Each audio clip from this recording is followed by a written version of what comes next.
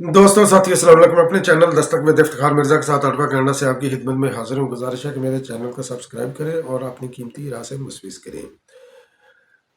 पाक China strategic dialogues, उसका लामिया क्या, और जहर देकर मारने की साजिश किसके खिलाफ की गई, इमरान खान न्याजी का एक खताब और अहम ऐलान उनका, और उसके साथ साथ आसफ अली जरदारी साहब की एक पेश गोई, जनाब जस्टिस उमर अता बंदयाल साहब का एक कॉन्फ्रेंस से रेफरेंस से खिताब, और आरफ अलवी साहब किस चीज़ की माला जपी उन्होंने एक खिताब के अंदर। तो इन तमाम पॉइंट्स को मैं डिस्कस करने की कोशिश करूंगा आज के इस वीडियो में। तो सबसे पहले पाक चाइना स्ट्रेटजिक डायलॉग्स, तो उसका मुश्तरका लामिया जारी हुआ। तो उसके शुरा पाकिस्तान और चाइना के साथ साथ अफगानिस्तान के वज़ीर ख़ारजा भी थे। तो जिस तरह आपके इल्म में है कि इमरान खान न्याजी के तमाम टन्योर के अंदर जहाँ पर दीगर ममालिक के साथ पाकिस्तान के ताल्लुकात ख़राब हुए, सऊदी अरब हो, चाहे तुर्की हो या चाइना हो, तो वहाँ पर जो है ना उन्होंने सी पैक के ऊपर भी काम रोका। और सी पैक का जो माहिदा हुआ था, सी पैक आसफ अली जरदारी साहब का ब्रेन चाइल्ड था। तो उन्होंने कई एक जो है ना वो गैर सरकारी दौरे भी किए चाइना के, और उसके बाद ये सी पैक ने जन्म लिया। और जिसको मुस्लिम लीग नून जो है ना वो अपना क्रेडिट समझती है, हालांकि वो आसफ अली जरदारी साहब ने शुरू किया था। उनकी स्ट्रेटजी के मुताबिक ये आगे माहिदा जो है ना वो बढ़ा। तो इमरान खान न्याजी ने वो माहिदा जो है ना, इसके अंदर ये भी एक शक थी, क्योंकि अमेरिका अपना इन्फ्लुएंस यूज़ करता है, तो उनके साथ जो है ना ये माहिदा शेयर किसी के साथ भी शेयर नहीं किया जाएगा। इमरान खान न्याजी ने IMF के साथ शेयर किया, जिसका मतलब है कि अमेरिका के साथ उन्होंने शेयर किया। तो जो फिर चाइनी जो प्रोफेशनल थे उनके साथ भी जो पाकिस्तान के अंदर सलूक हुआ इमरान खान न्याजी के दौर में, ये भी एक नोश्ता दीवार है, ये भी एक तारीख का सच है। तो मुश्तरका लामिये के अंदर जो है ना ये उन्होंने ये वज़ीर ख़ारजा ने फरमाया कि चीन और पाकिस्तान के दरमियान जो दरीना दोस्ताना ताल्लुकात हैं, उनको मजबूत से मजबूत किए करने के लिए अमली इक़दाम किए जाएंगे। उसके साथ साथ सी पैक की तरक्की के ऊपर भी जो है ना ये काम किया जाएगा, ताकि इसको बैन अवी म्यार की बेहतरीन दुनिया की नंबर 1 जो है ना ये पोर्ट बनाया जाए, और तजारती राहदारियाँ भी जो है ना वो आपस के अंदर इनको मज़ीद जो है ना फ़ाल बनाने की जो है ना कोशिश की जाए। और साथ साथ जो है ना ये इलाकाई अमन और सलामती के लिए भी हम सिंसियरली कोशिश करेंगे, और स्पेशली अफ़गानिस्तान के अंदर, क्योंकि जितनी भी पाकिस्तान के अंदर जो है ना ये इस वक्त बदअमनी है। तो इमरान खान न्याजी के जो लाए हुए तालिबान है अफ़गानिस्तान के अंदर जो ट्रेनिंग हासिल करके आए थे, तो वो पाकिस्तान के अंदर बदअमनी जो है ना फैला रहे हैं। और हमेशा ये तालिबान जो वारदातें करते हैं, ये क्रॉस बॉर्डर होती हैं, अफ़गानिस्तान के ज़रिए जो होती हैं। और साथ साथ उन्होंने ये भी अदा किया, बिलावल भुट्टो जरदारी साहब ने भी अपने कई बयानात में उन्होंने ये बोला कि जो 9.5 अरब डॉलर अफ़गानिस्तान के जो बैन अवी मालियाती इदारों के पास जो पड़े हुए हैं, जो उन्होंने होल्ड किए हुए हैं तालिबान की वजह से, वो रिलीज़ किए जाएँ। और साथ साथ तालिबान को भी माजी में बिलावल भुट्टो जरदारी ने जोर दिया कि वो बैन अवी कम्युनिटी के साथ किए हुए माहों की पासदारी करे, यानी कि ह्यूमन राइट्स दे, वुमेन को राइट्स दे, बच्चों को वुमेन को राइट ऑफ एजुकेशन भी दे, बच्चों को भी। तो इस तरह वो उसके ऊपर अमल करे जो उन्होंने माहदे किए हैं बैन अवी सतह पर, जो उन्होंने कमिटमेंट्स किए हैं। और साथ साथ उन्होंने चाइना के वज़ीर ख़ारजा ने ये बोला कि पाकिस्तान को जो इक़्तिसादी चैलेंजेस दरपेश हैं, तो उनसे निपटने के लिए चाइना हर मुमकिन पाकिस्तान की मदद करेगा। तो यही इमरान खान न्याजी के लिए भी खटक है, और इमरान खान न्याजी के सहूलतकारों के लिए भी, कि एक तो पाकिस्तान और चाइना के ताल्लुकात मजबूत ना हो, दूसरा पाकिस्तान जो है ना ये चाइना के साथ मिलकर जो है ना मुआशी तौर पर जो है ना ये मजबूत ना हो। और उसके बाद फिर ये आर्मी चीफ साहब के साथ भी मुलाकात हुई, वज़ीर ख़ारजा की अफ़गानिस्तान की और चाइना के। और इन्हीं चीज़ों को जो है ना ये दोहराया गया, आर्मी चीफ ने भी इन्हीं चीज़ों का जो है ना ये इंश्योर का उनको करवाया कि पाकिस्तान के अंदर इनको जो है ना ये فضا جو ہے نا یہ ملے گی جہاں پر اپنے چائنا اور پاکستان کے جو معاہدہ ہے اس کے اوپر عمل درآمد ہو سکے۔ تو چین کے وزیر خارجہ نے جس کو ایک جو انہوں نے بیان جاری کیا تو اس کے اوپر پی ٹی آئی جو ہے نا وہ لے کر کافی ٹپ رہی ہے۔ تو ٹپ یہ رہی ہے، انہوں نے یہ بولا کہ پاکستان کے اندر تمام سیاسی جماعتیں جو ہے نا سیاسی استحکام پیدا کرنے کے لیے کوشش کریں، اور اس وقت عمرانی ٹولہ جو ہے وہ پاکستان کے اندر عدم استحکام جو ہے نا وہ لانا چاہتا ہے، اور ان کے دور میں جب یہ پروگرام رکا ہوا تھا حکومت نے ایڑی چوٹی کا زور لگایا ہر سطح پر۔ بلاول بھٹو زرداری صاحب نے بھی اس کے اندر اپنا جو ہے نا وہ کافی ایفرٹس کی، تو اس لیے جو ہے نا یہ چائنا جو ہے نا آگے بڑھنے کی پوزیشن میں ہے۔ ادروائز اگر کسی نے عمران خان عزیز کی طرح کا تجربہ کرنا ہے تو چائنا جو ہے نا وہ آگے نہیں بڑھے گا۔ تو اس لیے انہوں نے اس طرح کا بیان بھی دیا اور آرمی چیف سے ملاقات بھی کی۔ اور آگے میں آتا ہوں جناب عمران خان عزیز کے خطاب کی طرف۔ عمران خان عزیز نے خطاب کیا، انہوں نے بولا کہ 2 دفعہ مجھے قتل کرنے کی سازش کی گئی اور میں رک جاؤں، مگر میں رکا نہیں، میں پھر آ رہا ہوں۔ تو ساتھ ہی انہوں نے اعلان کیا کہ میں 4 جلسے کروں گا، بدھ سے لے کر اتوار تک، 14 مئی تک۔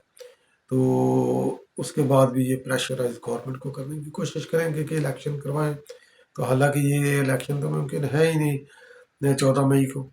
تو عمران خان عزیز اس لیے یہ کر رہا ہے پاکستان کے اندر کیونکہ ان کا ایک ہی مقصد ہے کہ پاکستان کے اندر عدم استحکام ہو۔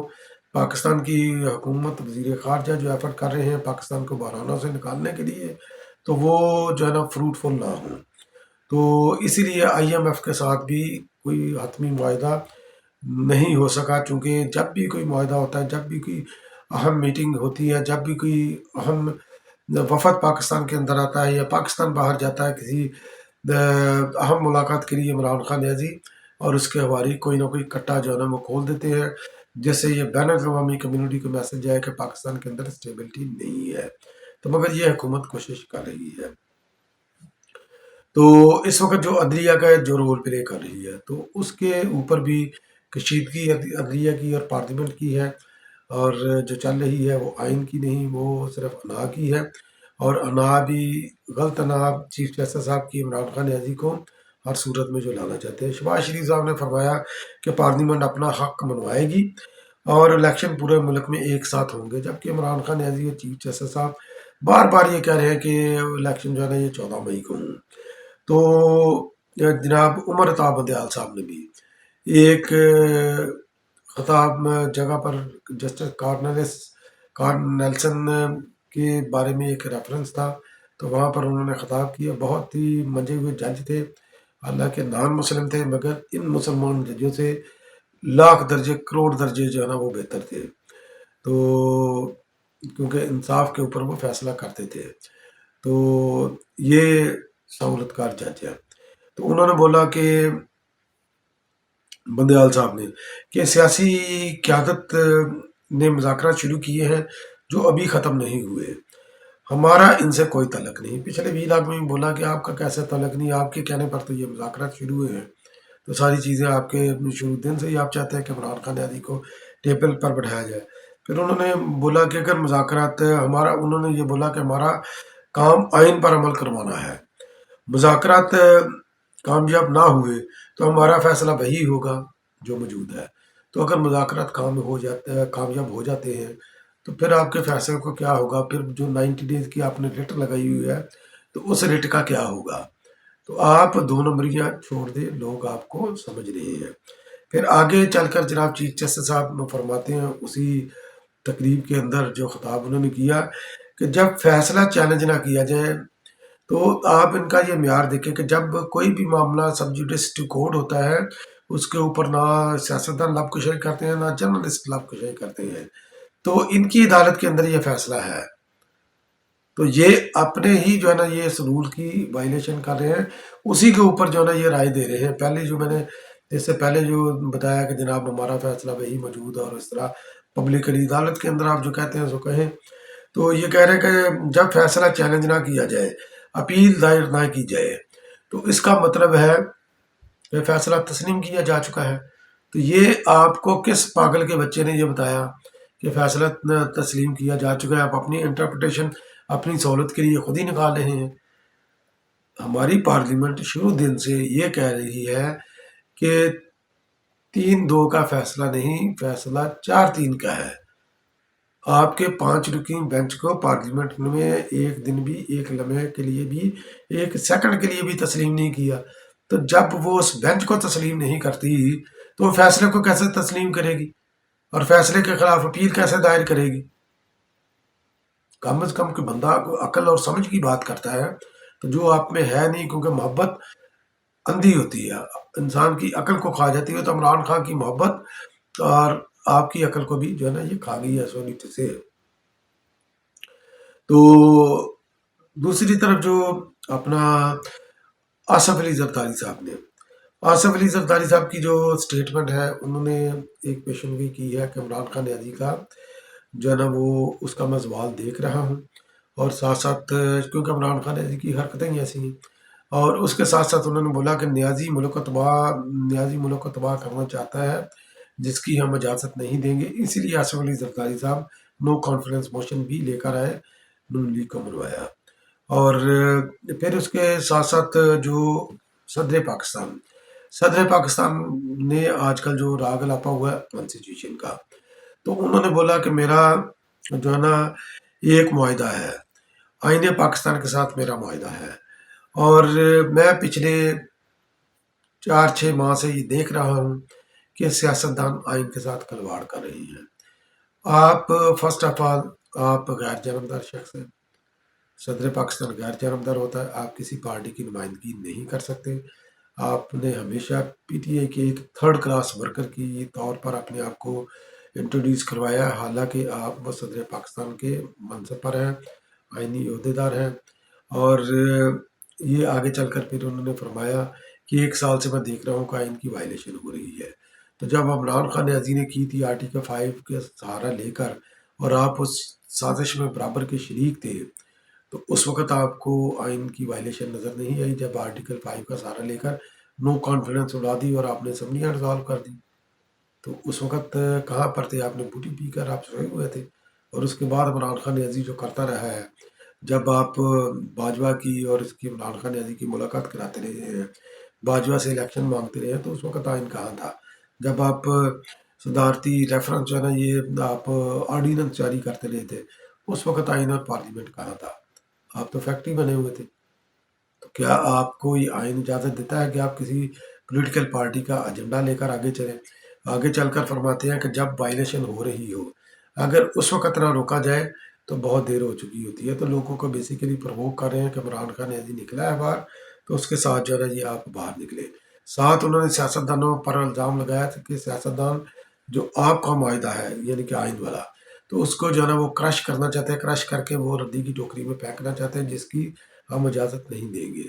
تو علوی صاحب یہ کانسٹیٹیوشن بھی انہی سیاستدانوں نے دیا، اور آپ کو جو ہے نا مسند صدارت کے اوپر بھی انہی سیاستدانوں نے بٹھایا۔ تو آپ عمران خان نیازی کی محبتیں انہی کی بات تعریفی کر رہے ہیں۔ یہ سیاستدان تو آئین کے محافظ ہیں، تو آئین کی حفاظت کی یہ جنگ لڑ رہے ہیں۔ اس وقت چیف جسٹس کے خلاف، عمر عطا بندیال کے خلاف، اس کے حواریوں کے خلاف، انٹرنیشنل جو کانسپریسی ہو رہی ہے پاکستان کے خلاف، اس کے خلاف یہ تمام سیاستدان یہ کھڑے ہیں سیسا پلائی دیوار کی طرح۔ تو آپ چاہے جو مرضی کر لیں، چیف جسٹس عمر عطا بندیال صاحب جو مرضی کر لیں، عمران خان نیازی جو مرضی کر لے، اس نے 4 جلسے بھی جو اناؤنس کیے ہیں مرید کے سے لے کر جو گوجر خان تک، یہاں سے جی ٹی روڈ اور دوسری طرف سے اٹک، تو یہ آپ دیکھیں کہ یہ کہاں پر آ کر ملتے ہیں۔ تو یہ عقل مندوں کے لیے اشارہ ہے۔ تو آپ جو مرضی کر لیں، تو آپ کچھ بھی نہیں کر سکتے، اس حکومت کا بال بھی آپ بھی کر نہیں کر سکتے۔ فتح صرف آئین کی ہوگی۔ اور جو زہر دینے کی جو سازش ہوئی، تو وہ سازش ہوئی بقول ایک اینکر پرسن ہے، جناب صحافی ہیں بہت مستند منجے ہوئے، جناب عمران شفقت صاحب، انہوں نے ایک خبر ڈسکلوز کی کہ مریم نواز شریف صاحبہ کو اور جناب حامد میر صاحب کو عمران خان نیازی کے دور میں زہر دے کر مارنے کی کوشش کی گئی، جو کہ یہ بچ گئے۔ اور ساتھ ساتھ انہوں نے سوالیہ نشان بھی لگایا جسٹس سیٹھ وقار کی موت کے اوپر، خادم حسین رضوی اور جج ارشد ملک کی موت کے اوپر بھی، کہ ان کی موت کے اوپر بھی ایک سوالیہ نشان ہے کہ اچانک ان کی موت کیسے ہوگی۔ اور ساتھ ساتھ جو ہے نا یہ مولانا سمیع الحق کا قتل، تو جس کا ابھی تک کوئی غالباً سراغ نہیں ملا، تو وہ بھی عمران خان نیازی کے دور حکومت میں بھی ہوا، تو اس کے اوپر بھی ایک سوالیہ نشان ہے۔ تو بہت بہت شکریہ میرا ویلاگ واچ کرنے کے لیے۔ تو انشاءاللہ پھر کسی اگلے ویلاگ میں آپ کی خدمت میں دوبارہ حاضر ہوگا، تب تک کے لیے اللہ نگہبان۔